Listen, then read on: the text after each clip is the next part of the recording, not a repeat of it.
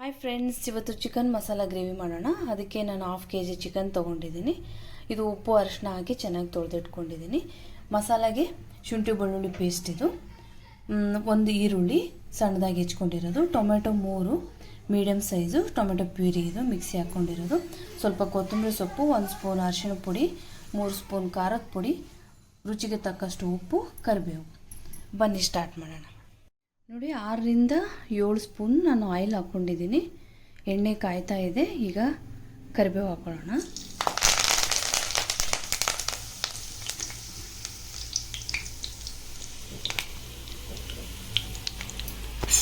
ಈಗ ಈರುಳ್ಳಿ ಸೇರಿಸ್ಕೊತಾ ಇದ್ದೀನಿ.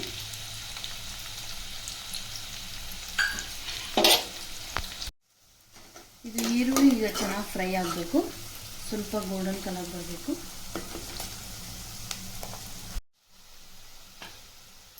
ನೋಡಿ, ಈಗ ಚೆನ್ನಾಗಿ ಫ್ರೈ ಆಗ್ತಾ ಇದೆ. ಈಗ ನಾನು ಚಿಕನ್ನ ಹಾಕೊಳ್ತಾ ಇದ್ದೀನಿ.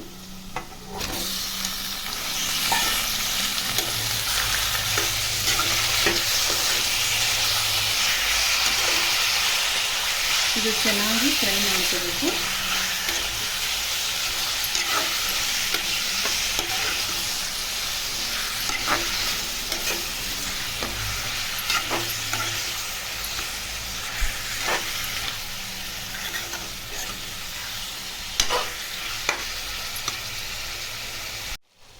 ಈಗ ಫ್ರೈ ಆಗ್ತಾ ಇದೆ ಚಿಕನ್ನು. ಈಗ 1 ಸ್ಪೂನ್ ಅರಿಶಿನ ಪುಡಿ ಹಾಕೋಣ. ರುಚಿಗೆ ತಕ್ಕಷ್ಟು ಉಪ್ಪು. ಇದು 3 ಸ್ಪೂನ್ ಅಚ್ಕಾರದ ಪುಡಿ.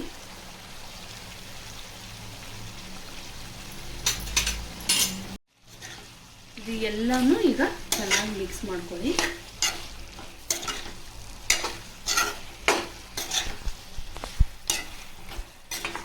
ಇವತ್ತು ಚಿಕನ್ ಮಾಡ್ತಾ ಇರೋದ್ರಿಂದ ಸ್ವಲ್ಪ ಖಾರ ಮುಂದೆ ಇರಲಿ. ಸ್ವಲ್ಪ ಖಾರ ಜಾಸ್ತಿ ಇದ್ರೇ ಚಿಕನ್ ತಿನ್ನೋಕೆ ಚೆನ್ನಾಗಿರುತ್ತೆ ಟೇಸ್ಟು. ಇದು ಚೆನ್ನಾಗಿ ಮಿಕ್ಸ್ ಮಾಡ್ಕೊಳ್ಳಿ.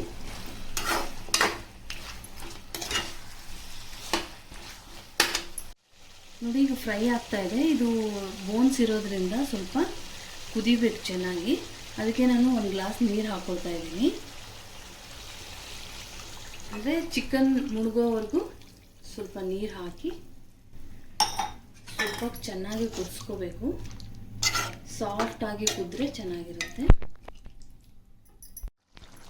ನೋಡಿ, ಚೆನ್ನಾಗಿ ಕುದೀತಾ ಇದೆ.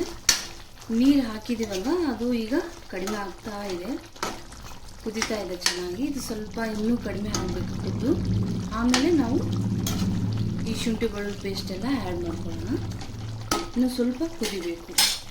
ಇದು 10 to 15 ಮಿನಿಟ್ಸ್ ಕುದಿಬೇಕು.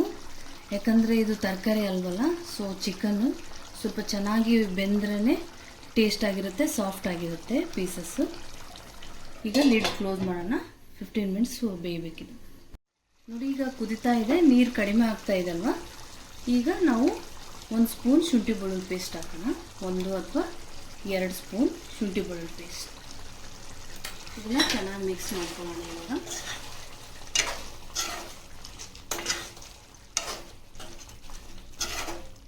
ಚೆನ್ನಾಗಿ ಮಿಕ್ಸ್ ಮಾಡ್ಕೊಳ್ಳಿ.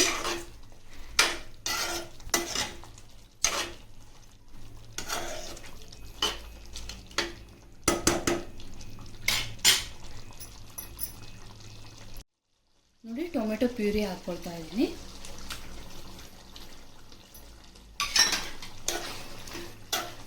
ಈ ಟೊಮೆಟೊ ಮಿಕ್ಸಿ ಮಾಡಿ ಪ್ಯೂರಿ ಹಾಕೋದ್ರಿಂದ ನಿಮಗೆ ಚೆನ್ನಾಗಿ ಗ್ರೇವಿ ಬರುತ್ತೆ, ತಿಕ್ ಗ್ರೇವಿ ಬರುತ್ತೆ. ಚಪಾತಿ, ರೋಟಿ ಜೊತೆಗೆ, ಪರೋಟ ಜೊತೆಗೆ ಎಲ್ಲದಕ್ಕೂ ಕಾಂಬಿನೇಷನ್ ತುಂಬ ಚೆನ್ನಾಗಿರುತ್ತೆ.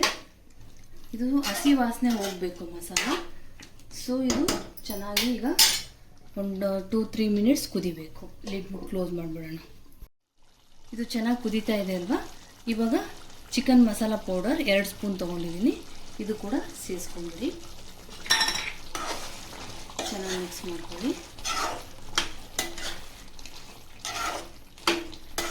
ಚೆನ್ನಾಗಿ ಮಿಕ್ಸ್ ಮಾಡಿಕೊಂಡು, ಇದು ಸ್ವಲ್ಪ ತಿಕ್ಕಾಗಿ ಬರುತ್ತೆ ಗ್ರೇವಿ. ತುಂಬ ಗಟ್ಟಿನೂ ಇರಲ್ಲ, ತುಂಬ ನೀರು ಇರಲ್ಲ. ಇದು ರೋಟಿ ಚಪಾತಿಗೆ ಈ ಥರ ತುಂಬ ಚೆನ್ನಾಗಿರುತ್ತೆ. ತುಂಬ ಈಸಿಯಾಗಿ ಮಾಡ್ಕೋಬೋದು.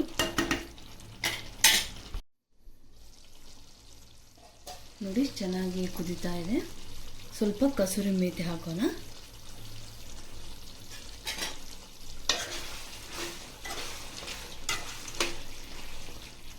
ಮಿಕ್ಸ್ ಮಾಡ್ಕೊಳ್ಳಿ. ಈಗ ಉದ್ದುದ್ದ ಸೀಳಿರೋದು 2-3 ಮೆಣಸಿನ್ಕಾಯಿ ಸುಮ್ಮನೆ ಹಾಗೆ ಮಿಕ್ಸ್ ಮಾಡ್ಕೊಳ್ಳಿ. ಇದು ಕೂಡ ಟೇಸ್ಟಿಗೆ ಚೆನ್ನಾಗಿರುತ್ತೆ. ಗ್ರೇವಿಯಲ್ಲಿ ಈ ಮೆಣಸಿನ್ಕಾಯಿ ಬಾಯಲ್ಲಿ ಸಿಗ್ತಾ ಇದ್ದರೆ ತುಂಬ ಚೆನ್ನಾಗಿ ಅನಿಸುತ್ತೆ. ಸುಮ್ಮನೆ ಉದ್ದುದ್ದ ಸೀಳೆ ಹಾಕಬೇಕು.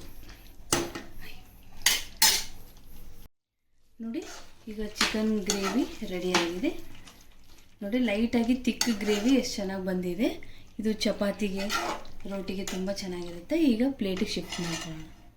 ನೋಡಿ ಟೇಸ್ಟಿ ಚಿಕನ್ ಗ್ರೇವಿ ಮಸಾಲ ರೆಡಿಯಾಗಿದೆ. ಇದು ರೋಟಿ, ಅನ್ನಕ್ಕೆ, ಪಲಾವ್ಗೆ, ಜೀರಾ ರೈಸ್ಗೆ ಎಲ್ಲದಕ್ಕೂ ಕಾಂಬಿನೇಷನ್ ತುಂಬ ಚೆನ್ನಾಗಿರುತ್ತೆ.